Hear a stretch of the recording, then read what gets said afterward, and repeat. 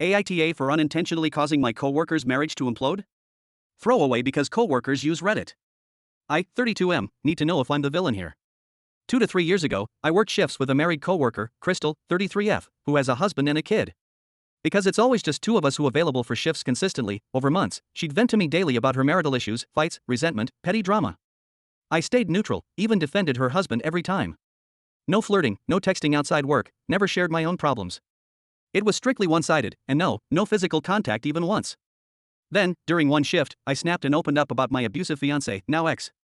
That morning, when I was clearly looked stressed, Crystal asked, "What do you do to relieve stress?" I responded with, "Jerk off," while walked away, not a great answer. Later in the afternoon, she asked why I was still upset, and I vented vaguely. Her response was, "Why don't we have fun tonight?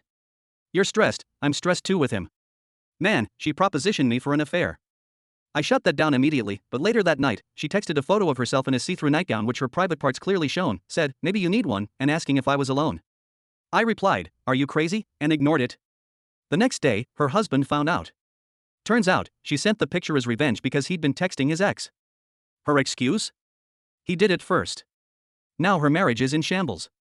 Her husband, who I collaborated with and respected, is humiliated and barely speaks to me.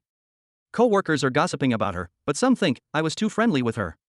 Here's why I might be asshole. I let her trauma dump on me for months nonstop. Maybe I enabled emotional intimacy that crossed lines. I vented about my ex once, which unknowingly she used to justify her advance.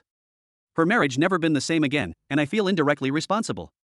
But I also think I never flirted, encouraged her, or crossed boundaries. She chose to cheat, I rejected her immediately.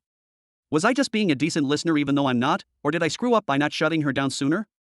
So did I destroy a marriage?